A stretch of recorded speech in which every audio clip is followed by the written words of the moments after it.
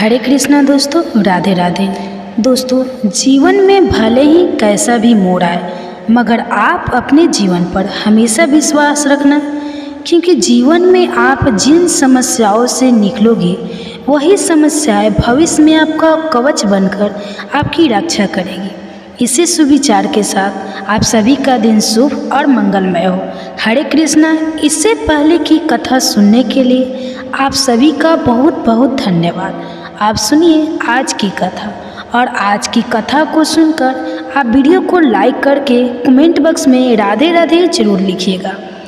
तो मुनियों ने पूछा, हे ब्रह्मा जी, भगवान श्री कृष्ण का स्नान किस समय और किस विधि से होता है? हे विधियों में श्रेष्ठ, हमें उसकी विधि भी बताइए। तब ब्रह्मा जी इस प्रकार कहने लगे, मुनियों, श्री कृष्ण, बलराम और सुभद्रा का स्नान परम पुण्यपम और सभी पापों का नाशक है। मैं उसकी विधि आदि का वर्णन करता हूँ, ध्यानपूर्वक सुनो। ज्येष्ठ मास में पूर्णिमा को ज्येष्ठा नक्षत्र आने पर वहाँ हर समय श्री का स्नान होता है। वहाँ सर्वतीर्थम कूप है जो अत्यंत निर्मल और पवित्र माना गया है। जेठ पूर्णिमा को उसमें भागवती गंगा प्रत्यक्ष रूप से प्रकट होती है। इसलिए ज्येष्ठ की पूर्णिमा को श्रवणमयी कृष्ण, बलभद्र और सुभद्रा जी के स्नान के लिए उस कूप से जल निकाला जाता है। इसके लिए एक सुंदर मंच बनाकर उसे पताका आदि से सुसज्जित किया जाता है। वह सुदृष्ट और सुखपूर्वक चलने योग्य बना होता है। वस्त्र और फूलों से उसे सजाया जाता है। वह खूब बड़ा होता है और धूप से सुवासित किया जाता है। उस पर श्री कृष्ण और बलराम जी को स्नान कराने के लिए श्वेत वस्त्र बिछाया जाता है। उसे सजाने के लिए मोती के हार लटकाए जाते हैं। तरह तरह के बाजों की ध्वनि होती रहती है।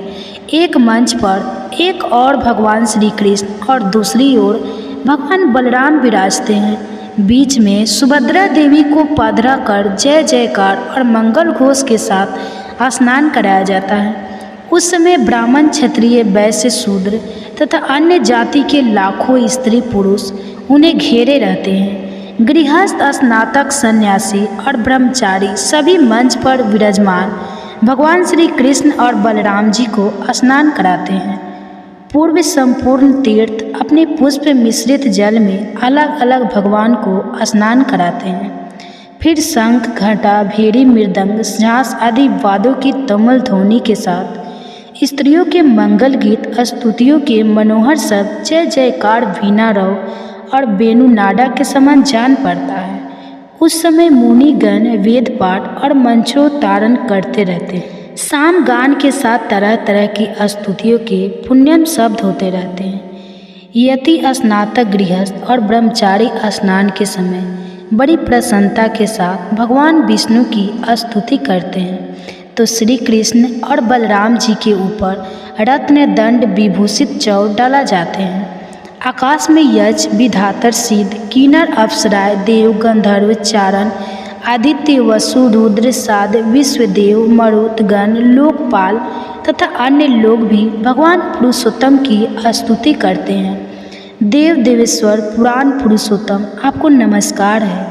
जगत पालक भगवान जगन्नाथ, आप सृष्टि, स्थिति और करने वाले, जो त्रिभुवन को धारण करने वाले, ब्राह्मण भक्त मोक्ष के कारण भूत और समस्त मनवांछित फलों के दाता हैं। उन भगवान को हम प्रणाम करते हैं। इस प्रकार आकाश में खड़े हुए देवता श्री कृष्ण, महाबली, बलराम तथा सुभद्रा देवी की स्तुति करते, गंधर्व गाते और अप्सराएं नृत्य करती रहती है। देवताओं के बाजे बजते और शीतल वायु चलती है। उस समय आकाश में उमड़े हुए बादल पुष्प मिश्रित जल की वर्षा करते हैं। मुनि, सिद्ध और चारण जय जयकार करते हैं। इसके बाद देवतागण मंगल सामग्रियों के साथ विधि और मंत्र युक्त अभिषेक उपयोगी द्रव्य लेकर भगवान का अभिषेक करते हैं। इंद्र, सूर्य, चंद्रमा, धाता, विधाता, वायु, अग्नि, पूषा, भग, आड़मा, तौसा दोनों पत्नियों सहित विव, स्वान, मित्र, वरुण, रुद्र, वसु, आदित्य, अश्विनी कुमार, विश्वदेव, मरुदगण, साध्य, पितर, विधातर, पितामह, पुलतः से पुलह अंगिरा कश्यप अत्रि मरीच भ्रुकृतु हर प्रेक्षता मनु दक्ष धर्मकाल यम ऋतु यमदूत तथा अन्य अनेकों देवता भगवान का अभिषेक करने के लिए इधर उधर से आते हैं और स्वर्णमय कलश में रखे हुए पुष्प मिश्रित आकाश गंगा के जल से भगवान श्री कृष्ण सुभद्रा तथा बलराम जी को स्नान कराते हैं और प्रसन्नतापूर्वक इस प्रकार उनकी स्तुति करते हैं। संपूर्ण लोकों का पालन करने वाले जगन्नाथ आपकी जय हो आप भक्तों के रक्षक तथा शरणागत वत्सल है। संपूर्ण भूतों में व्यापक आदि देव आपकी जय हो। योगी और आपकी जय हो सूर्य आपके नेत्र है तथा आप देवताओं के राजा हैं। वेदों में आप ही सर्वश्रेष्ठ बताए गए हैं। आपके कच्छप अवतार धारण किया था। आप श्रेष्ठ यज्ञ स्वरूप हैं। आपकी नाभि से कमल उत्पन्न हुआ था, इसलिए आप पदे नाव कहलाते हैं। आप पहाड़ों पर विचर वाले तथा योग सही हैं। आपकी जय हो महान वेग धारण करने वाले विश्व मूर्ति चक्रधर भूतनाथ धरणीधर शेष साइन आपकी जय हो आप पीताम्बरधारी चंद्रमा के समान कांति मान योग में वास करने वाले अग्निमुख धर्म के आवास स्थान गुणों के भंडार लक्ष्मी जी के निवास स्थान और गुरुड़ वाहन है। आपकी जय हो लोककांत आपकी जय हो आप परम शांत परम सारभूत चक्र धारण करने वाले सर्पों के साथ रहने वाले नील वस्त्रधारी शांति काक और मोक्षदायक तथा समस्त पापों को दूर करने वाले हैं। आपकी जय हो बलराम जी के छोटे भाई जगदीश्वर श्री कृष्ण आपकी जय हो। पज्ञ पत्र के समान नेत्रों वाले तथा इच्छा अनुसार फल देने वाले प्रभु आपकी जय हो। चक्र और गदा धारण करने वाले नारायण आपका वक्ष स्थल वनमाला से आच्छादित है। आपकी जय हो। लक्ष्मीकांत विष्णु आपको नमस्कार है। आपकी जय हो। इस प्रकार श्री कृष्ण बलराम और सुभद्रा जी की स्तुति दर्शन और वंदन करने के बाद देवतागण अपने अपने स्थान को चले जाते हैं। उस समय जो मनुष्य अपने मंच पर विराजमान पुरुषोत्तम श्री कृष्ण बलभद्र और सुभद्रा जी का दर्शन करते हैं वे अविनाशी पद को प्राप्त होते हैं। सहस्त्र गोदान विधिवत भूमि धन अर्घ्य और आदित्य पूर्वक अन्न दान विधिवत वर्ष उत्सर्ग ग्रीष्म काल में जलदान चंद्रायन व्रत के अनुष्ठान तथा शास्त्रोक्त विधि से 1 मास तक उपवास करने से जो फल मिलता है वही मंच पर विराजमान भगवान श्री कृष्ण का दर्शन करने से मिल जाता है। या फिर अधिक कहने की क्या आवश्यकता है। संपूर्ण तीर्थों में व्रत और दान का जो फल बतलाया गया है वह मंच स्थल श्री कृष्ण सुभद्रा जी और बलराम जी का दर्शन करने मात्र से प्राप्त हो जाता है। इसलिए स्त्री हो या पुरुष सबको उस समय पुरुषोत्तम जी का दर्शन करना चाहिए। इससे सब तीर्थों में स्नान आदि करने का फल मिलता है। भगवान के स्नान किए हुए शेष जल को अपने शरीर पर छिड़कना चाहिए। इससे पुत्र की इच्छा करने वाली स्त्री को पुत्र की प्राप्ति होती है। सुख चाहने वालों को सौभाग्य मिलता है और रोगा नाड़ी रोग से मुक्त हो जाती है और धन की इच्छा रखने वाली स्त्री को धन मिलता है। इसलिए भगवान श्री कृष्ण के स्नान विशेष जल को अपने अंगों पर जरूर छिड़कना चाहिए। वह संपूर्ण अभिलक्ष्य वस्तुओं को देने वाला है। जो स्नान के पश्चात दक्षिणा अभिमुख जाते हुए भगवान श्री कृष्ण का दर्शन करता है वे निश्चय ही ब्रह्मा हत्या आदि पापों से मुक्त हो जाता है। शास्त्रों में पृथ्वी की 3 परिक्रमा करने का जो फल बताया गया है वही दक्षिणा भी मुख्य यात्रा करते हुए भगवान श्री कृष्ण का दर्शन करने से प्राप्त होता है। अधिक क्या कहा जाए। वेद वास्तु पुराण महाभारत तथा समस्त धर्म शास्त्रों में पुण्य कर्म का जो कुछ भी फल बताया गया है वह सब सुभद्रा जी के साथ दक्षिणा भूमि कर यात्रा करने वाले भगवान श्री कृष्ण और बलराम जी का दर्शन करने मात्र से मिल जाता है। ब्रह्मा जी कहते हैं मुनियों भगवान श्री कृष्ण बलभद्र और सुभद्रा जी यह रथ पर विराजमान होकर जब गुंडीचा मंडप की यात्रा करते हैं, अर्थात गुंडीच नामक उद्यान मंदिर जो पुरी में इंद्रधूमन सरोवर के तट पर स्थित है।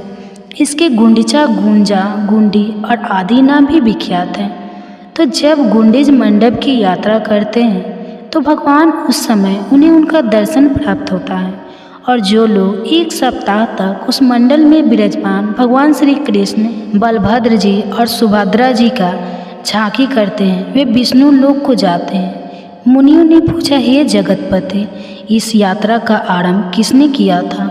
उसमें सम्मिलित होने वाले मनुष्य को क्या फल मिलता है? इस बारे में भी विस्तार पूर्वक बताइए।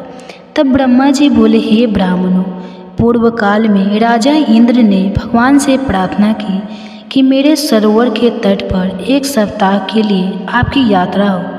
तब श्री भगवान बोले, राजन, तुम्हारे सरोवर के तट पर 7 दिनों के लिए मेरी यात्रा होगी।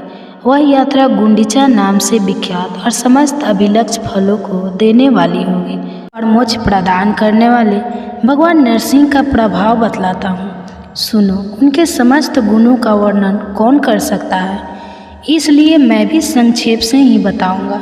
इस लोक में जो कोई देवी अथवा मनुष्य सिद्धियाँ सुनी जाती है, वे सब भगवान की कृपा से ही सिद्ध होती हैं। स्वर्ग, मृत्यु लोक, पाताल दिशा, जल, गांव तथा पर्वत, इन सबनों में भगवान की कृपा से ही मनुष्य की आवाद गति होती है। मुनिवर, सनातन कल्पराज अर्थात पूजा की सर्वश्रेष्ठ विधि और नरसिंह जी का तत्व जिसे देवता या असुर भी नहीं जानते, तो तुम्हें बताता हूँ, सुनो। उत्तम साधक को चाहिए कि जाग जौ की लपसी मूल, फल, खली अथवा सतों से भोजन की आवश्यकता पूर्ण करे, या फिर केवल दूध पीकर रहे। इंद्रियों को वश में रखकर धर्म परायण होकर वन, कांत प्रदेश, पर्वत, नदी संगम या सिद्ध क्षेत्र या फिर नरसिंह जी के मंदिर में जाकर या स्वयं स्थापना करके भगवान की विधिवत पूर्वक पूजा करे। शुक्ल द्वादशी को उपवास करके जितेंद्रिय भाव से 20 लाख बार भगवान के मंत्र का जाप करे। ऐसा करने वाला भक्त उपपातक और महापातकों से युक्त होने पर भी मुक्त हो जाता है। पहले भगवान नरसिंह की परिक्रमा करके चंदन और धूप आदि के द्वारा उनकी पूजा करें। मस्तक झुकाकर प्रभु को प्रणाम करें और उनके माथे पर कपूर और चंदन मिले हुए चमेली के फूल चढ़ाएं। इससे सिद्धि प्राप्त होती है। किसी भी कार्य में भगवान की गति कुंठित नहीं होती। ब्रह्मा, रुद्र आदि देवता भी उनके तेज को नहीं सह सकते।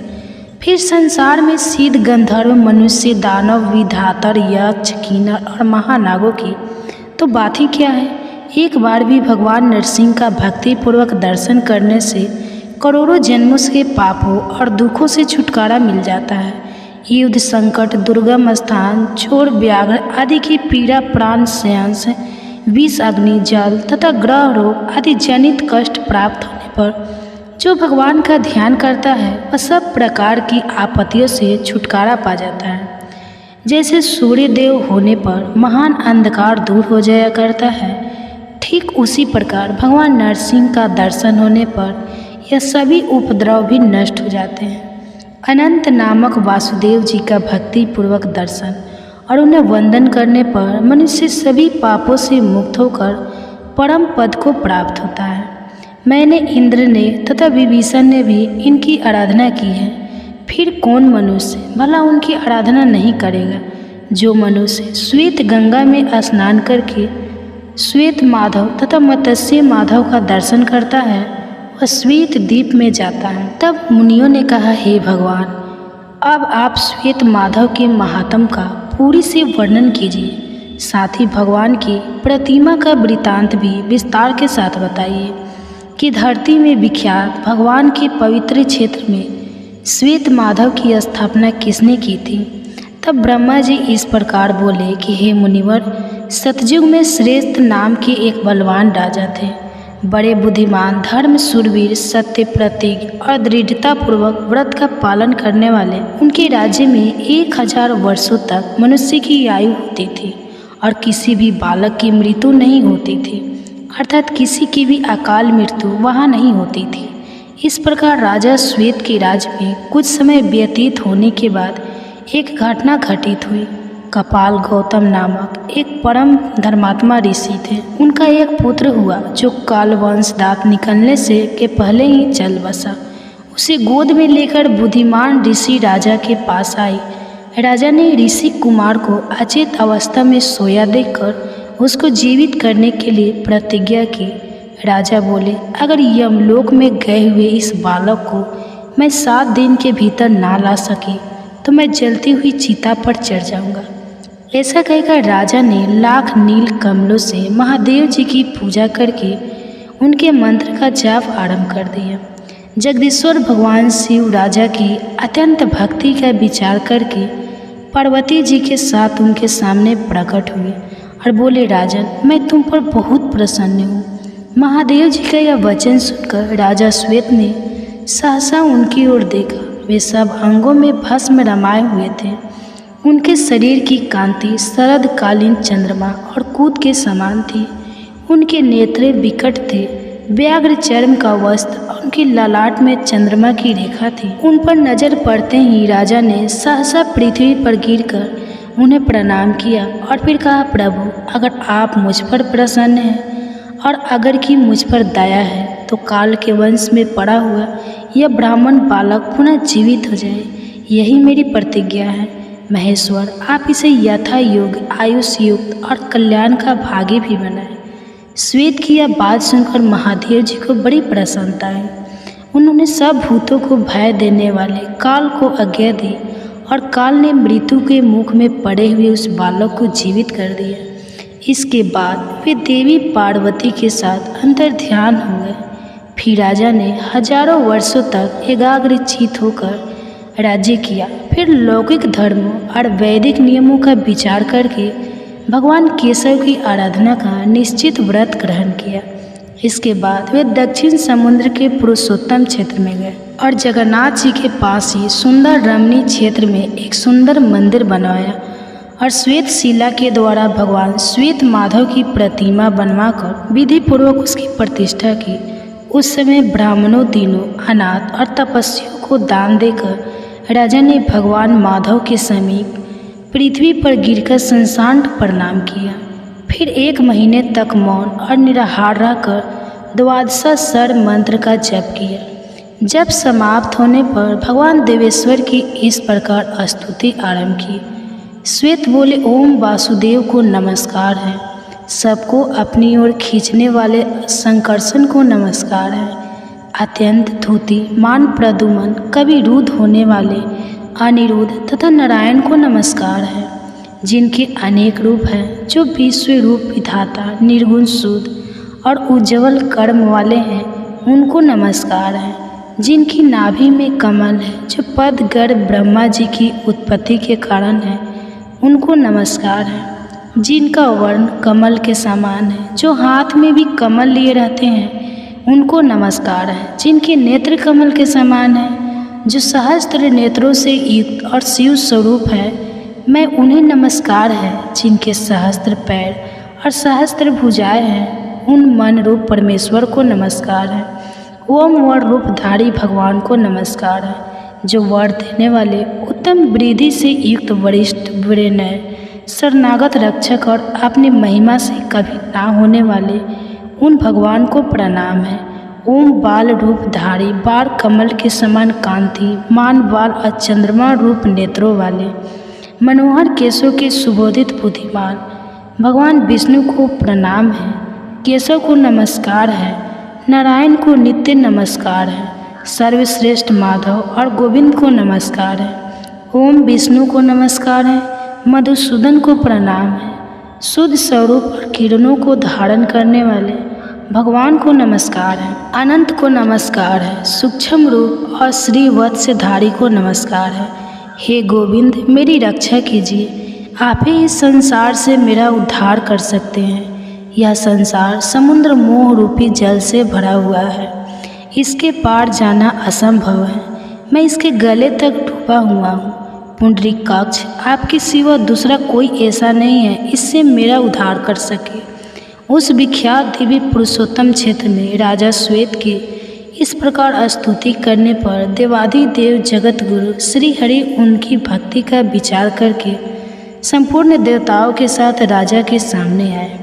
नील मेघ के समान श्याम वर्ण कमल, पत्र के समान बड़ी बड़ी आँखें, हाथों में देदीप्यमान सुदर्शन, बाएं हाथ में पंचजन्य शंख तथा अन्य हाथों में भी गदा, सारंग, धनुष और खंडक, यही उनकी झांकी थी।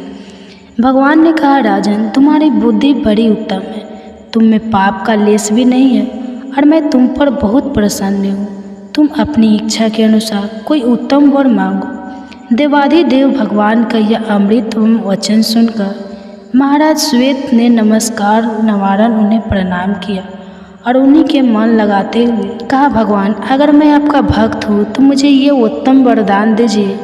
ब्रह्मा लोक से भी ऊपर जो अविनाशी बैकुंठ धाम है, जिसे नरमय रजोगुण रहित शुद्ध और संसार की आसक्ति से शून्य बताया गया, मैं उसी को प्राप्त करना चाहता हूँ। कि इस प्रकार पूछने पर परम कांतिमान देवाधिदेव श्री हरि ने उन्हें सांत्वना देते हुए कहा कि ब्राह्मण देवता भी मुझे ठीक ठीक नहीं जानते, किंतु तुम पर प्रेम होने के कारण मैं अपना रहस्य बतलाऊं कि कैसे इस जगत की मैं सृष्टि करता हूँ। ब्रह्मा ऋषि, तुम प्रीत भक्त हो और मेरी शरण में आए हो, इसलिए तुम्हें मेरा स्वरूप का प्रत्यक्ष दर्शन हुआ है। तुम्हारा ब्रह्मचार्य महान है। पूर्व काल में मैंने जल को नाड़ा नाम दिया था। उस नाड़ा में मेरा सदा अयन अर्थात निवास रहता है, इसलिए मैं नारायण कहलाता हूँ। हे द्विज उत्तम, मैं नारायण ही सबकी उत्पत्ति का कारण, सनातन अविनाशी, संपूर्ण भूतों का सृष्टा और संघर हो। मैं ही विष्णु, मैं ही ब्रह्मा और मैं ही देवराज इंद्र हूँ। यक्षराज कुबेर और प्रेतराज यम भी मैं ही हूँ। मैं ही शिव, चंद्रमा, प्रजापति, कश्यप, धाता, विधाता और यज्ञ हूँ। अग्नि मेरा मुख, पृथ्वी चरण, चंद्रमा और सूर्य नेत्र, धूलोक मस्तक, आकाश और दिशाएं कान तथा जल स्वेद है। दिशाओं सहित आकाश मेरा शरीर और वायु मेरे मन में स्थित है। मैंने पर्याप्त दक्षिणा वाले अनेकों यज्ञों का अनुष्ठान किया है। पृथ्वी पर वेद के विद्वान देव यज्ञ में स्थित मुझ विष्णु का ही यजन करते, स्वर्ग की इच्छा रखने वाले मुख्य क्षत्रिय और वैसे भी यज्ञ के द्वारा मेरी ही आराधना करते हैं। मैं ही शेष नाग होकर चारों ओर के समुद्रों और मेरु पर्वत सहित समस्त पृथ्वी को अकेला ही धारण करता हूँ। पूर्व काल में वारा रूप धारण करके मैंने ही जल में डूबी हुई इस पृथ्वी का अपनी शक्ति से उद्धार किया था। हे द्विश्रेष्ठ, मैं ही बलवानल होकर समुद्र का जल पीता और मेघ रूप से उसकी वर्षा भी करता हूँ। ब्राह्मण मेरा मुख, क्षत्रिय मेरी भुजाएं, वैश्य जी और शूद्र चरण है। ऋग्वेद, यजुर्वेद, सामवेद और अर्थवेद मुझसे ही प्रकट होते हैं और फिर मुझ में ही प्रवेश कर जाते हैं। ज्ञान परायण सन्यासी स्वयं सल, जिज्ञासु तथा काम, क्रोध और द्वेष से रहित अशानत निष्पाप ज्ञाता ब्राह्मण सदा मेरा ही चिंतन करते हुए उपासना करते हैं। रत्नों से भरे हुए समुद्र और चारों दिशाओं को मेरे ही स्वरूप जानो। सत्य, दान, उग्र तपस्या और अहिंसा यह मेरे बनाए हुए विधान के अनुसार ही विहित माने जाते हैं और मेरे ही स्वरूप में इनकी स्थिति भी है। तुमने लोक में अस्थावर जंगम रूप को कुछ भी देखा है, वह संपूर्ण भूतों को उत्पन्न करने वाला मेरा ही आत्मा है, जिसे मैंने उस रूप में प्रकट किया है। मैं ही शंख, चक्र और गदा धारण करने वाला नारायण हूँ। जब तक 1000 महायुगों का समय नहीं बीत जाता, तब तक संपूर्ण विश्व को मोहित करके यहाँ जल में शयन करता हूँ। मुनि श्रेष्ठ, जब तक ब्रह्मा जी सोकर नहीं उठ जाते, तब तक मैं हर समय यहाँ शिशु रूप में ही रहता हूँ। विपेद्रा, मुझ ब्रह्मा रूपी परमात्मा ने अनेक बार संतुष्ट होकर तुम्हें वरदान दिया है। समस्त चराचर जगत का नाश होकर सब कुछ एकांत में मग्न हो जाने पर तुम मेरी ही आज्ञा से यहाँ आ निकले। फिर जब मेरे शरीर के भीतर प्रविष्ट हुए, तब मैंने तुम्हें संपूर्ण जगत का दर्शन कराया है। वहाँ संपूर्ण लोकों को देखकर तुम आश्चर्य में पड़ गए और मुझे समझ ही नहीं पाए। तब तुरंत ही मैंने तुम्हें अपने मुख से बाहर निकाल दिया और जो देवताओं और असुरों के लिए भी दुर्जय है, उस अपने आत्म तत्व का तुमसे वर्णन किया है। जब तक महातपस्वी ब्रह्मा जी जागते नहीं तब तक तुम यहीं निर्भय होकर सुखपूर्वक बीचो। उनके जागने के बाद मैं अकेला ही समस्त भूतों और उनके शरीरों की सृष्टि करूँगा। ऐसा कहकर भगवान ने मुनिवर मार्कंडेय जी से पूछा कि मुनि, तुमने जिस अभिप्राय से मेरी स्तुति की है अब उसे कहो, मैं शीघ्र ही उत्तम वरदान दूंगा। भगवान का यह कल्याणमय वचन सुनकर मार्कंडेय मुनि सहसा उनके चरणों में गिर पड़े और इस प्रकार बोले, देवेश, मैंने आपके उत्कृष्ट स्वरूप का दर्शन किया, इससे मेरा सारा मोह दूर हो गया। नाथ, अब आपकी कृपा से मैं यह चाहता हूँ कि संपूर्ण लोगों के हित, भिन्न भिन्न भावनाओं की पूर्ति तथा शैव और वैष्णव के विवाद निवारण के लिए मैं इस परम उत्तम पवित्र पुरुषोत्तम तीर्थ में भगवान शिव का बहुत बड़ा मंदिर बनवाओ और उसमें शंकर जी की प्रतिष्ठा करो। इससे संसार के लोग यह जान लेंगे कि विष्णु और शिव एक रूप ही हैं। यह सुनकर भगवान जगन्नाथ ने फिर से महामुनि मार्कंडेय जी से कहा, हे ब्राह्मण, तुम मेरी आज्ञा से शीघ्र एक मंदिर बनवाओ और उसमें नाना भावों की पूर्ति और आराधना के लिए परम कारण भूत भुवनेश्वर लिंग की स्थापना करो। उनके प्रभाव से तुम्हारा भगवान शिव के लोक में अक्षय निवास होगा। शिव की स्थापना करने पर मेरी ही स्थापना होती है और हम दोनों में तनक भी अंतर नहीं है। हम एक ही तत्व दो रूप में व्यक्त हुए हैं। जो रुद्र है वही विष्णु है, जो विष्णु है वही महादेव है। वायु और आकाश की तरह दोनों में कोई अंतर नहीं। जो अज्ञान से मोहित है वह इस बात को नहीं जानता कि जो ध्वज है वही वृषभ ध्वज है। इसलिए हे ब्राह्मण, तुम अपने नाम से शिवालय बनवाओ और देवाधिदेव भगवान से उत्तर की ओर एक सुंदर तीर्थ का निर्माण करो। वह तीर्थ मनुष्य लोक में मार्कंडेय हत के नाम से विख्यात होगा। उसमें स्नान करने से सभी पापों का नाश हो जाएगा। मार्कंडेय मुनि से ऐसा कहकर भगवान जनार्दन वहीं अंतर्ध्यान हो गए। ब्रह्मा जी कहते हैं, हे ब्राह्मणों, अब मैं पंच तीर्थ की विधि बतलाओ। पंच तीर्थ की विधि के साथ ही स्नान, दान और देव दर्शन से जो फल मिलता है उसका भी वर्णन करूँगा। मार्कंडेय हद में जाकर जो मनुष्य उत्तर दिशा की ओर मुँह करके 3 बार डुबकी लगाए और इस प्रकार कहे कि भाग के नेत्रों का नाश करने वाले त्रिपुर शत्रु भगवान शिव, मैं संसार सागर में निगमन पापग्रस्त और अचेतन हूँ, आप मेरी रक्षा कीजिए। आपको नमस्कार है। समस्त पापों को दूर करने वाले शांत स्वरूप शिव को नमस्कार है। देवेश्वर, मैं यह स्नान करता हूँ, मेरा सारा पाप नष्ट हो जाए। ऐसा कहकर बुद्धिमान पुरुष नाभि के बराबर जल में स्नान करने के बाद देवताओं और ऋषियों का विधि पूर्वक तर्पण करे। फिर तिल और जल लेकर पितरों की भी तृप्ति करे। उसके बाद आचमन करके शिव मंदिर में जाए। मंदिर के अंदर प्रवेश करके 3 बार देवता की परिक्रमा करे। फिर मार्कंडेय नमः इस मूल मंत्र से या फिर अघोर मंत्र से, यानी कि ओम तरे सर्वे सर्वे नमस्तुते रुद्र रूपे भय इस मंत्र से शंकर जी की पूजा करके उन्हें प्रणाम करे और फिर इस प्रकार कहे, त्रिलोचन नमस्ते अस्तु नमस्ते, तो भूषण त्राही माम विरूपाक्ष महादेव नमस्तुते, अर्थात 3 नेत्रों वाले शंकर आपको नमस्कार है। चंद्रमा के रूप में धारण करने वाले आपको नमस्कार है। विकट नेत्रों वाले शिव जी, आप मेरी रक्षा कीजिए। हे महादेव, आपको नमस्कार है। इस प्रकार मार्कंडेय सभी पापों से मुक्त होकर भगवान शिव के लोक में जाता है। वहाँ से कल्पास्थायी वट वृक्ष के पास जाकर उसकी 3 परिक्रमा करे। फिर इस प्रकार कहे कि अव्यक्त स्वरूप महाप्रलयकारी और महान शिव, आप वट वृक्ष को नमस्कार है। हे वट, आप प्रत्येक कल्प में अमर है। आप पर भगवान श्री हरि का निवास है। हे ग्रोथ, मेरे पाप हर लीजिए। कल्प वृक्ष आपको नमस्कार है। इसके बाद भक्ति पूर्वक परिक्रमा करके उस कल्पास्थायी वट को नमस्कार करे। ऐसा करने वाला मनुष्य केचुली से छूटे हुए सांप की तरह अचानक पापों से मुक्त हो जाता है। उस वृक्ष की छाया में पहुंच जाने पर मनुष्य ब्रह्मा हत्या पाप से भी मुक्ति हो जाता है। फिर अन्य पापी की तो भला बात ही क्या है। भगवान श्री कृष्ण के अंग से प्रकट हुए ब्रह्मा तेजोमय वट वृक्ष रूपी श्री विष्णु को प्रणाम करके मनुष्य राजसूय और अश्वमेध यज्ञ से भी अधिक फल पा लेता है और अपने कुल का उद्धार करके विष्णु लोक में जाता है।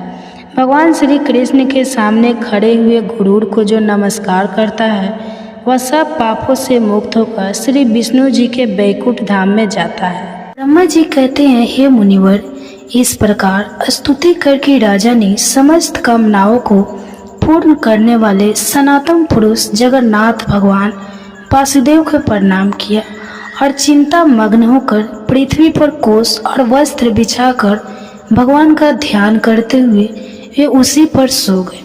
सोते समय उनके मन में यही संकल्प था कि सबकी पीड़ा दूर करने वाले देवाधिदेव भगवान जनार्दन मुझे प्रत्यक्ष दर्शन कैसे देंगे।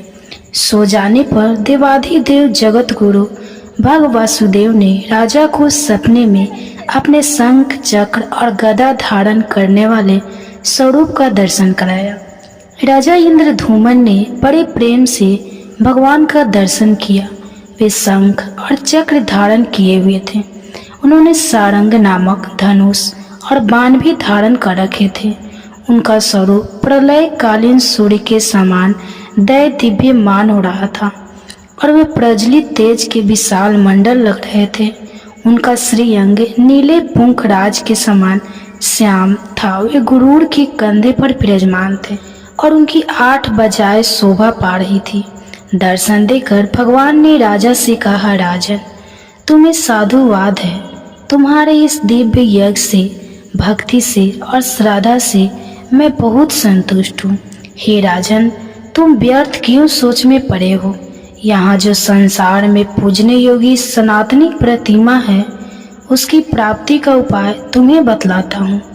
आज की रात बीतने पर निर्मल प्रभात में अर्थात सुबह के समय जब सूर्योदय हो उस समय अनेक प्रकार के वृक्षों से सुशोभित समुद्र के जल प्रात में जहाँ तरंगों से प्रेरित महान जल की राशि दिखाई देती है वही एक बहुत बड़ा वृक्ष खड़ा है जिसका कुछ भाग तो जल में है और कुछ धरती में है।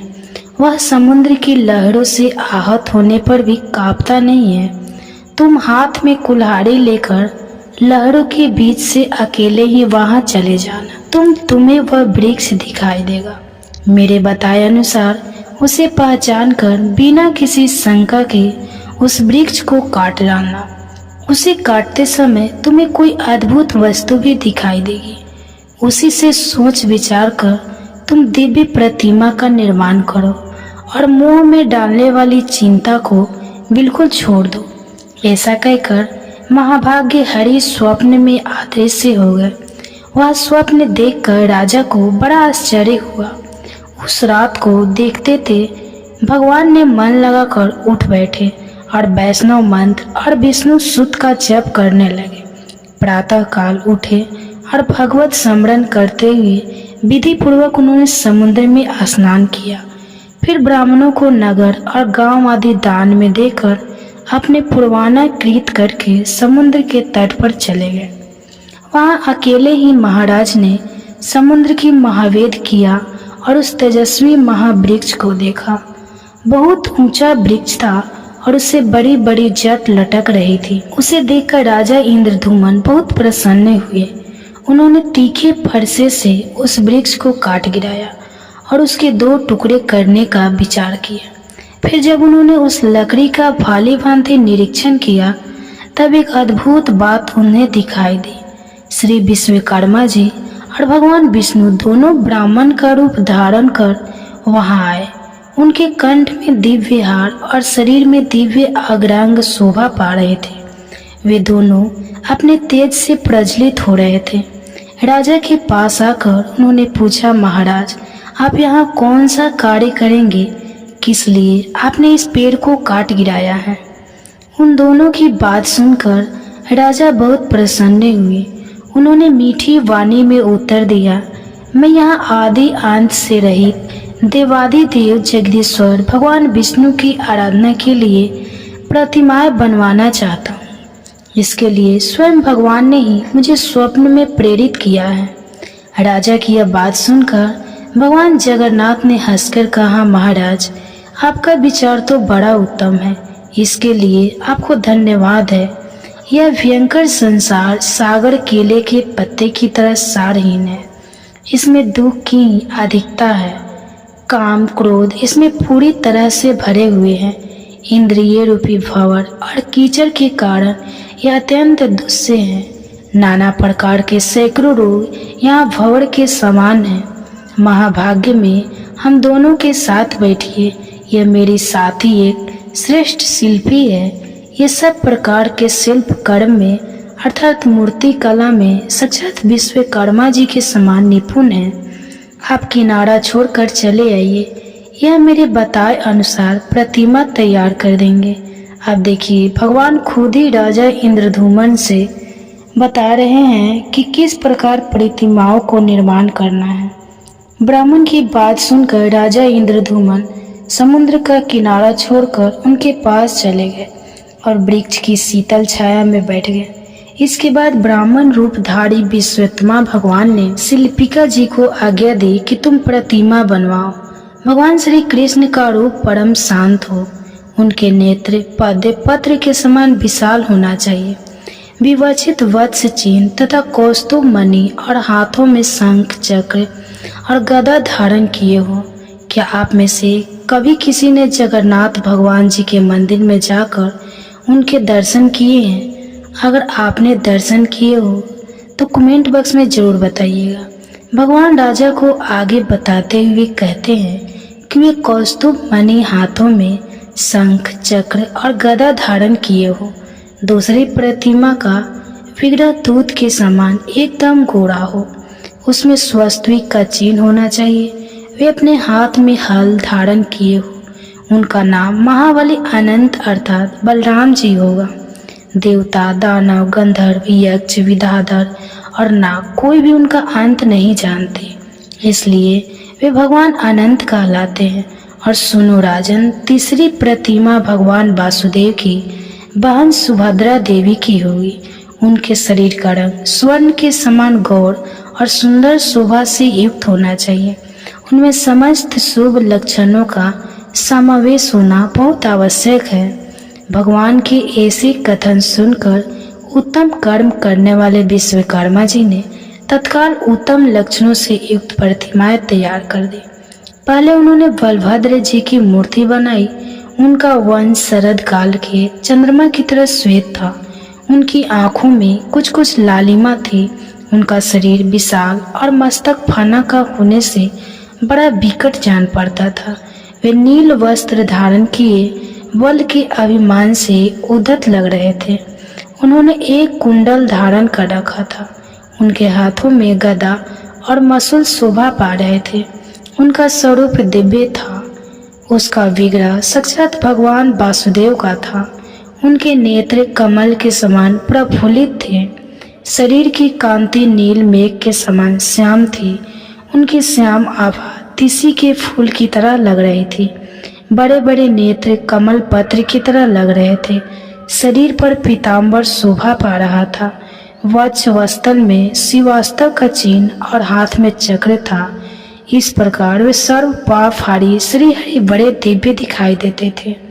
तीसरी प्रतिमा सुभद्रा जी की थी, जिनके देह की दिव्य कांति सोने की तरह दमक रही थी। उनके नेत्र कमल पत्र के समान विशाल थे। उनका अंग विचित्र वस्त्र से ढका हुआ था। विहार और कियर आदि विचित्र आभूषणों से सुभूषित थी। गले में रत्नम हार लटक रहा था। इस प्रकार विश्वकर्मा जी ने उनकी बड़ी ही सुंदर रमणीय प्रतिमा बनाई। राजा इंद्रदमन ने यह बड़ी ही अद्भुत बात देखी। सब प्रतिमाएं बिल्कुल एक क्षण में ही बन गई थी। सभी दो दिव्य वस्त्रों से ढकी हुई थी। सबका तरह तरह के रत्नों से श्रृंगार किया गया था और सभी प्रतिमाएं अत्यंत मनोहर और समस्त शुभ लक्षणों से संपन्न थी। उन्हें देखकर राजा अत्यंत आश्चर्य मग्न होकर बोले कि आप दोनों ब्राह्मण के रूप में साक्षात देवता तो नहीं पधारे हैं। आप दोनों के तो बड़े अद्भुत हैं और आपके व्यवहार देवताओं की तरह लग रहे हैं। निश्चय ही आप मनुष्य तो नहीं जान पड़ते, आप देवता है या मनुष्य, यक्ष है या फिर विधाता। आप कहीं ब्रह्मा जी और विष्णु जी तो नहीं हैं, दोनों अश्विनी कुमार तो नहीं हैं। आप मायामय रूप से स्थित हैं, इसलिए आपके यथार्थ स्वरूप को तो मैं नहीं जानता। अब आप ही दोनों की शरण में आया हूँ, मेरे सामने अब अपने वास्तविक रूप को प्रकट कीजिए। तब श्री भगवान बोले, मैं देवता, यक्ष, देवताएं, इंद्र, ब्रह्मा अथवा रुद्र नहीं हूँ, मुझे पुरुषोत्तम समझो। मैं समस्त लोगों की पीड़ा दूर करने वाला, अत्यंत बल पौरुष से संपन्न, असंपूर्ण भूतों का आराध्य हूँ। तो दोस्तों, हरे कृष्णा। इससे पहले की कथा आप सभी ने सुनी और कमेंट बॉक्स में अपना भरपूर प्यार दिया। इसी तरह का प्यार आप हमेशा देते रहिएगा, क्योंकि आपका यह प्यार भरा कमेंट्स मेरे लिए बहुत मनोबल बढ़ाने वाला होता है। और आपका यह छोटा सा प्यार न जाने कितनों को उम्मीद की रोशनी दे देता है। इसलिए ऐसे ही उम्मीद की रोशनी यहाँ बांटते रहिए और सभी का साथ बनाए रखिए। अब सुनिए आज की कथा।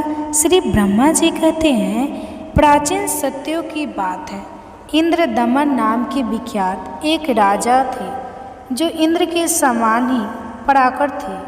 वे सत्यवादी, पवित्र, दक्ष, उपयोग में समर्थ, दानी, प्रवचन बोलने वाले और विष्णु भक्त थे। इस प्रकार से 100 गुण संपन्न राजा इंद्रधूमन समूची पृथ्वी का पालन करते थे। एक समय उनके मन में भगवान श्री हरि की पूजा अर्चना करने का विचार प्रकट हुआ। अब वे सोचने लगे कि मैं किस क्षेत्र में, किस तीर्थ में, किस नदी के तट पर या फिर किस आश्रम में देवाधिदेव भगवान जनार्दन की आराधना करूं। इसी चिंता में पड़कर उन्होंने मन ही मन पूरी पृथ्वी की ओर नजर घुमाई। समस्त तीर्थों, क्षेत्रों, नगरी की ओर देखा, लेकिन सभी को छोड़कर वे विश्व विख्यात मोक्षदायक पुरुषोत्तम क्षेत्र में गए। वहाँ उन्होंने बहुत ऊंचा मंदिर बनवाकर उसमें बलराम जी, कृष्ण और सुभद्रा जी की स्थापना की तथा विधि पूर्वक स्नान, दान, तप, होम और देव दर्शन रूप पंच तीर्थों का अनुष्ठान करके प्रतिदिन भक्ति पूर्वक श्री पुरुषोत्तम भगवान की आराधना की और उन्हीं की कृपा से मोक्ष प्राप्त किया। मुनियों ने पूछा, हे सूर्यश्रेष्ठ राजा इंद्रधूमन, मुक्तिदायक पुरुषोत्तम क्षेत्र में किस लिए गए और वहां जाकर उन्होंने वह त्रिभुवन विख्यात प्रसाद किस प्रकार बनवाया? प्रजापति, उन्होंने भगवान श्री कृष्ण, बलराम जी और सुभद्रा जी की स्थापना कैसे की? यह सब बातें विस्तार पूर्वक बताने की कृपा करें। तब श्री ब्रह्मा जी कहने लगे, हे ब्राह्मणों, तुम लोग जो प्राचीन वृत्तांत पूछ रहे हो, वह सब पापों को दूर करने वाला, पवित्र भोग और मोक्ष देने वाला तथा अत्यंत शुभ है। इस प्रश्न के लिए मैं तुम्हें धन्यवाद देता हूँ। तुम जितेंद्रिय और विशुद्ध चित्त होकर सुनो। मैं सतयुग के राजा इंद्रधूमन का चरित्र बतलाता हूँ। इस पृथ्वी पर मालवा में अवंती यानी उज्जैन नाम की नगरी विख्यात है। वही राजा इंद्रधूमन की राजधानी थी। अवंती इस पृथ्वी के मुकुट के समान थी। वहाँ हष्ट पुष्ट मनुष्य भरे हुए थे। उसकी 4 दीवारी और दरवाजे बहुत मजबूत बने हुए थे। दरवाजों पर मजबूत किवाड़ और सीढ़ियाँ यंत्र लगे हुए थे। नगर के चारों ओर अनेकों खाया बनी हुई थी। नगर में बहुत से व्यापारी बसते थे। नाना प्रकार के बर्तनों की अच्छी बिक्री होती थी। रथ चलने लायक सड़कें और बाजारा सुंदर थे। राहों से चारों ओर जाने के लिए मार्गों का अच्छी तरह से बंटवारा हुआ था। अनेकों घर और गोपुर बने हुए थे। बहुत सी गलियां उस नगर की शोभा बढ़ाती थी। राजहंसों के समान श्वेत और मनोहर महल लाखों की संख्या में बने हुए थे, जो उस पूरी की शोभा को और भी बढ़ा रहे थे। अनेकों यज्ञ संबंधी उत्सवों के कारण उस नगर में हमेशा आनंद छाया रहता था। गाने और बजाने की ध्वनि गूंजती रहती थी। तरह तरह की ध्वजा और कताओं की वह पूरी सुभूषित थी। हाथी, घोड़े, रथ और पैदल की सेना चारों ओर व्याप्त थी। अनेक प्रकार के सैनिक वहाँ भरे थे। अनेकों जनपदों के लोग वहाँ पर बसे हुए थे। ब्राह्मण, क्षत्रिय, वैश्य, शूद्र तथा विद्वान पुरुषों से वह नगरी सुभूषित थी। वहाँ मलिन, मूर्ख, निर्धन, रोगी, अंगहीन और जुआरी मनुष्यों का अभाव था। वहाँ के स्त्री पुरुष सदा प्रसन्न रहा करते थे। वे सभी रत्नों के दाता और सब प्रकार की संपत्तियों को भोगने वाले थे। अवंतीपुरी में त्रिनेत्र, ताड़ी, त्रिपुर, शत्रु भगवान शिव महाकाल नाम से प्रसिद्ध होकर रहते थे। वे समस्त कामनाओं को पूर्ण करने वाले हैं। वहाँ एक शिव कुंड है जो सब पापों का नाश करने वाला है। उसमें विधि पूर्वक स्नान करके देवताओं, ऋषियों और पितरों का तर्पण करें। फिर शिवालय में जाकर भगवान शिव की 3 बार परिक्रमा करें। उसके बाद स्नान, पुष्प, गंध, धूप और दीप आदि के द्वारा भक्तिपूर्वक महाकाल का विधिवत पूजन करें। ऐसा करने वाला मनुष्य 1000 असीमित यज्ञों का फल प्राप्त करता है। वह सभी पापों से मुक्त होकर समस्त कामनाओं को पूर्ण करने वाले विमानों द्वारा भगवान शिव के परम धाम में जाता है। अवंती में शिप्रा नाम से प्रसिद्ध पवित्र नदी भी है। उसमें विधि पूर्वक स्नान करके देवताओं और पितरों का तर्पण करने से मनुष्य सभी पापों से मुक्त हो जाता है और श्रेष्ठ विमान पर विराजमान होकर स्वर्ग लोक में नाना प्रकार के भोगता है। वहीं देवाधिदेव भगवान जनार्दन भी निवास करते हैं, जो गोविंद के स्वामी के नाम से प्रसिद्ध हैं। वे भोग और मोक्ष प्रदान करने वाले हैं। उनका दर्शन करके मनुष्य अपनी 21 पीढ़ियों सहित मुक्त हो जाता है। उनके सिवा वही विक्रम स्वामी नाम के भगवान विष्णु का भी निवास है। इस प्रकार राजाओं में श्री इंद्र दमन के द्वारा पलित व रमणी पूरी इंद्र की अमरावती के समान नित्य उत्सव के आनंद से भरी रहती है। वहाँ दिन रात इतिहास, पुराण, तरह तरह के शास्त्र और काव्य चर्चाएं सुनी जाती है। इस तरह वह उज्जैनीपुरी सब गुणों से संपन्न बताई गई है, जिसमें पूर्व काल में परम बुद्धिमान राजा इंद्रधूमन हुए थे। उस नगरी में अपने उत्तम राज का उपभोग करते हुए राजा इंद्रधूमन औरस पुत्रों की तरह प्रजा का पालन करते थे। वे सत्यवादी, परम बुद्धिमान, शूरवीर, समस्त गुणों के आकार, मतिमान, धर्मात्मा और शास्त्रधारियों में श्रेष्ठ थे।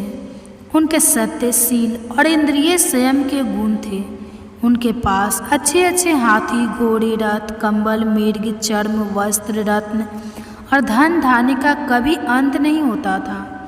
और इस प्रकार समस्त वैभव से युक्त और समस्त गुणों से अलकृत राजा इंद्र दम कटक राज्य का उपभोग करते थे। एक बार उनके मन में यह विचार उत्पन्न हुआ कि मैं भोग और मोक्ष प्रदान करने वाले सर्वयोगेश्वर श्री हरि की आराधना किस प्रकार करूं। तब उन्होंने यत्न पूर्वक समस्त इतिहास, पुराण, वेदांग, धर्मशास्त्र, ऋषियों के बताए हुए नियम तथा संपूर्ण विद्या स्थानों का विचार किया। यत्न पूर्वक गुरुजनों की सेवा की और वेदों के प्रागाव किया।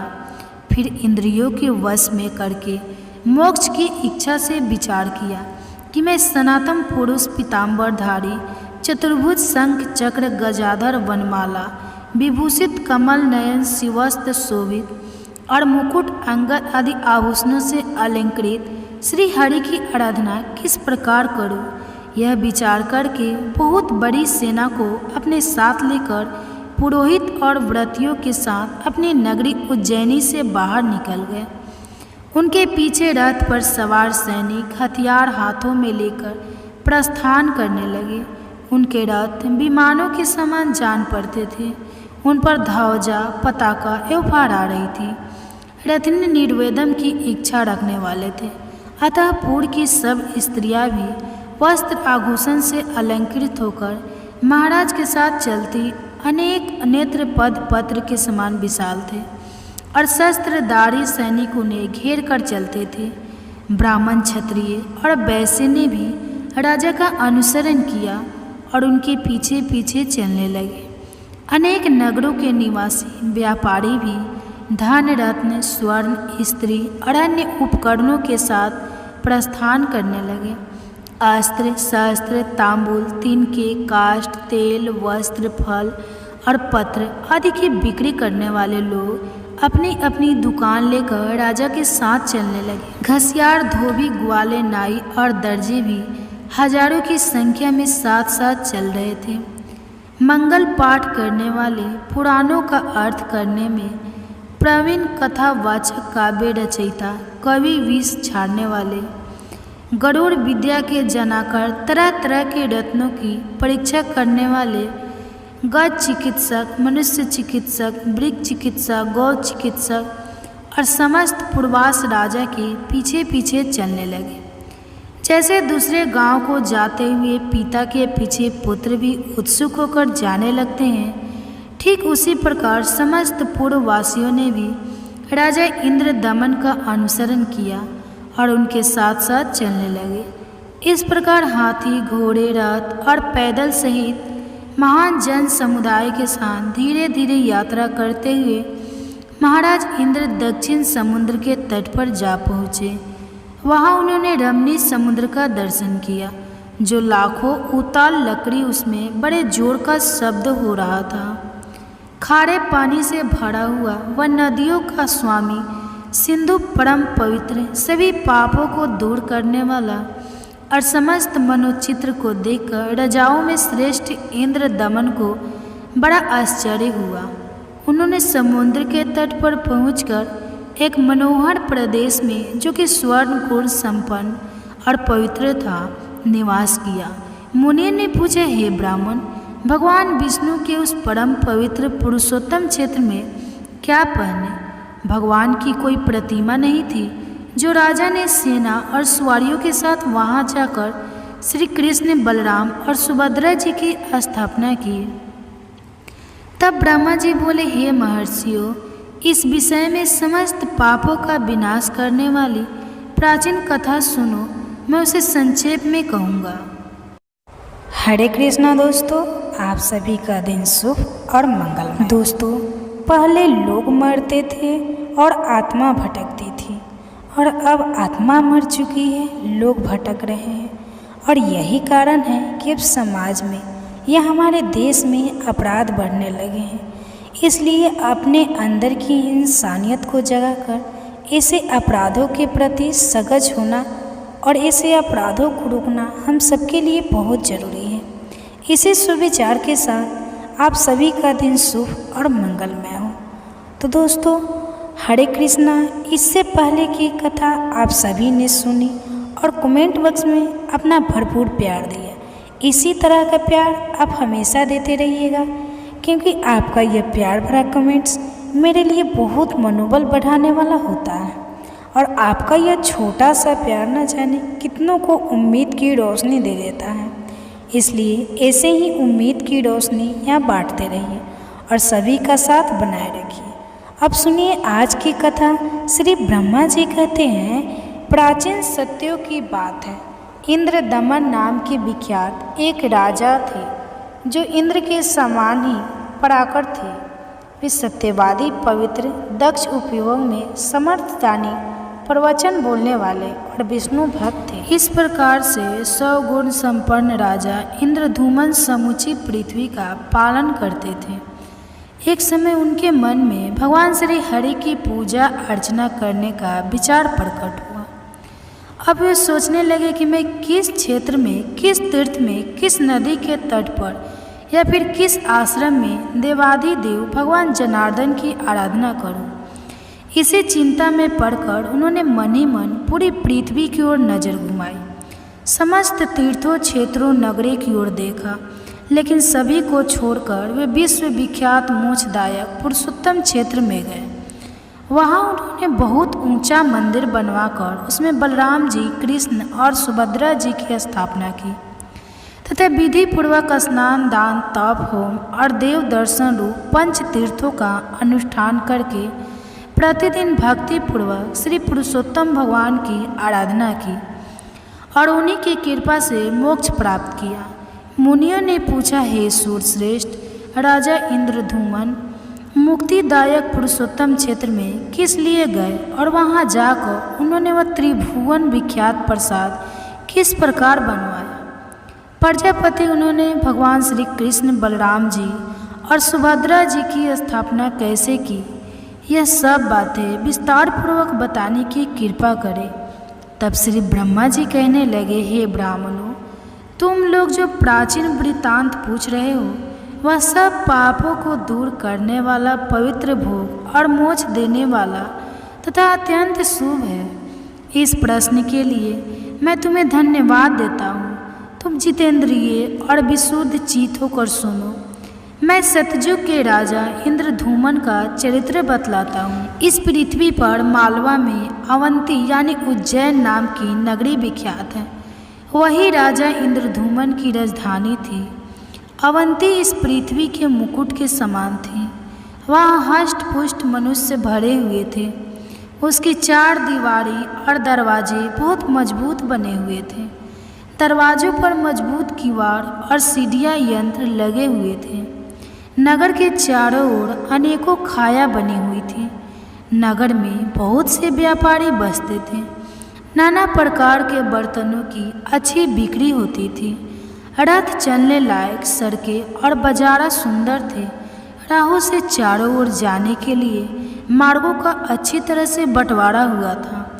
अनेकों घर और गोपुर बने हुए थे। बहुत सी गलियां उस नगर की शोभा बढ़ाती थी। राजहंसों के समान श्वेत और मनोहर महल लाखों की संख्या में बने हुए थे, जो उस पुरी की शोभा को और भी बढ़ा रहे थे।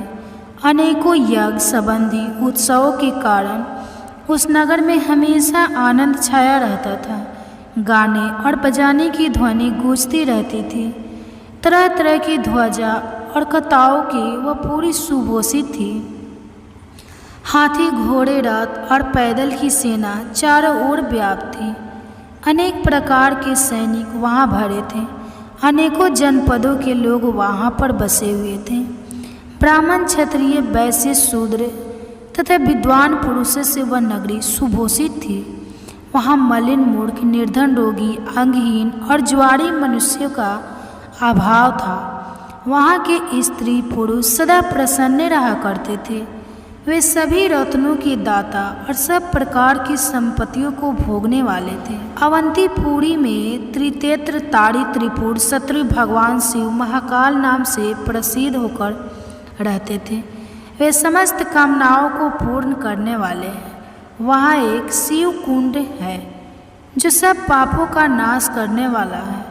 उसमें विधि पूर्वक स्नान करके देवताओं, ऋषियों और पितरों का तर्पण करें। फिर शिवालय में जाकर भगवान शिव की 3 बार परिक्रमा करें। उसके बाद स्नान, पुष्प, गंध, धूप और दीप आदि के द्वारा भक्तिपूर्वक महाकाल का विधिवत पूजन करें। ऐसा करने वाला मनुष्य 1000 असीमित यज्ञों का फल प्राप्त करता है। वह सभी पापों से मुक्त होकर समस्त कामनाओं को पूर्ण करने वाले विमानों द्वारा भगवान शिव के परम धाम में जाता है। अवंती में शिप्रा नाम से प्रसिद्ध पवित्र नदी भी है। उसमें विधि पूर्वक स्नान करके देवताओं और पितरों का तर्पण करने से मनुष्य सभी पापों से मुक्त हो जाता है और श्रेष्ठ विमान पर विराजमान होकर स्वर्ग लोक में नाना प्रकार के भोगता है। वहीं देवाधिदेव भगवान जनार्दन भी निवास करते हैं, जो गोविंद के स्वामी के नाम से प्रसिद्ध हैं। वे भोग और मोक्ष प्रदान करने वाले हैं। उनका दर्शन करके मनुष्य अपनी 21 पीढ़ियों सहित मुक्त हो जाता है। उनके सिवा वही विक्रम स्वामी नाम के भगवान विष्णु का भी निवास है। इस प्रकार राजाओं में श्री इंद्र दमन के द्वारा पलित व रमणी पूरी इंद्र की अमरावती के समान नित्य उत्सव के आनंद से भरी रहती है।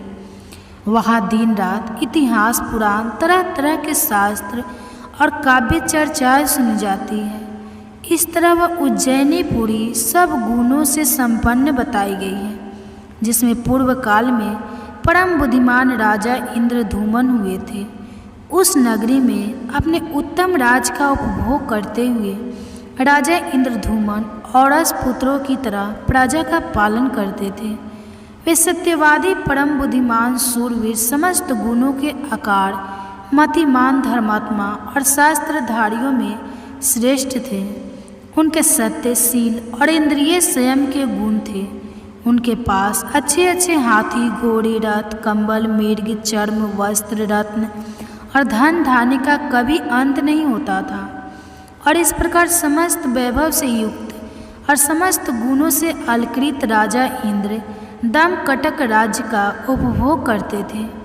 एक बार उनके मन में यह विचार उत्पन्न हुआ कि मैं भोग और मोक्ष प्रदान करने वाले सर्वयोगेश्वर श्री हरि की आराधना किस प्रकार करूं। तब उन्होंने यत्न पूर्वक समस्त इतिहास, पुराण, वेदांग, धर्मशास्त्र, ऋषियों के बताए हुए नियम तथा संपूर्ण विद्या स्थानों का विचार किया। यत्न पूर्वक गुरुजनों की सेवा की और वेदों के प्रागाव किया। फिर इंद्रियों के वश में करके मोक्ष की इच्छा से विचार किया कि मैं सनातन पुरुष, पीताम्बरधारी, चतुर्भुज, शंख, चक्र, गजाधर, वनमाला, विभूषित, कमल नयन, शिवस्त्र शोभित और मुकुट, अंगद आदि आभूषणों से अलंकृत श्री हरि की आराधना किस प्रकार करूं। यह विचार करके बहुत बड़ी सेना को अपने साथ लेकर पुरोहित और व्रतियों के साथ अपनी नगरी उज्जैनी से बाहर निकल गए। उनके पीछे रथ पर सवार सैनिक हथियार हाथों में लेकर प्रस्थान करने लगे। उनके रथ विमानों के समान जान पड़ते थे। उन पर ध्वजा, पताका एवं फहरा रही थी। रथिनी निर्वेदम की इच्छा रखने वाले थे, अतः पूर्व की सब स्त्रियां भी वस्त्र आभूषण से अलंकृत होकर महाराज के साथ चलती अनेक नेत्र पद पत्र के समान विशाल थे और शस्त्रधारी सैनिक उन्हें घेर कर चलते थे। ब्राह्मण, क्षत्रिय और वैश्य ने भी राजा का अनुसरण किया और उनके पीछे पीछे चलने लगे। अनेक नगरों के निवासी व्यापारी भी धन, रत्न, स्वर्ण, स्त्री और अन्य उपकरणों के साथ प्रस्थान करने लगे।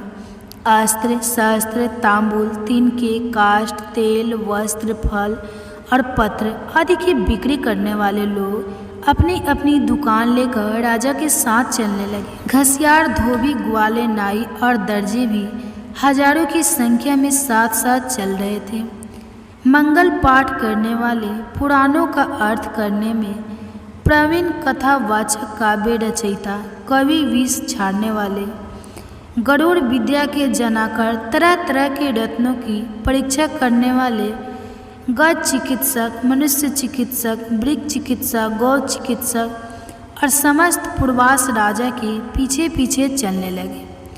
जैसे दूसरे गांव को जाते हुए पिता के पीछे पुत्र भी उत्सुक होकर जाने लगते हैं, ठीक उसी प्रकार समस्त पूर्ववासियों ने भी राजा इंद्र दमन का अनुसरण किया और उनके साथ साथ चलने लगे। इस प्रकार हाथी, घोड़े, रथ और पैदल सहित महान जन समुदाय के साथ धीरे धीरे यात्रा करते हुए महाराज इंद्र दक्षिण समुद्र के तट पर जा पहुँचे।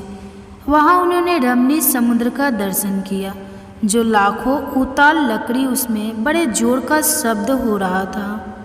खारे पानी से भरा हुआ वह नदियों का स्वामी, सिंधु परम पवित्र, सभी पापों को दूर करने वाला और समस्त मनोचित्र को देखकर राजाओं में श्रेष्ठ इंद्र दमन को बड़ा आश्चर्य हुआ।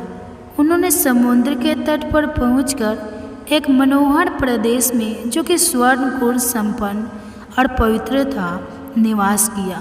मुनि ने पूछा, हे ब्राह्मण, भगवान विष्णु के उस परम पवित्र पुरुषोत्तम क्षेत्र में क्या पहने?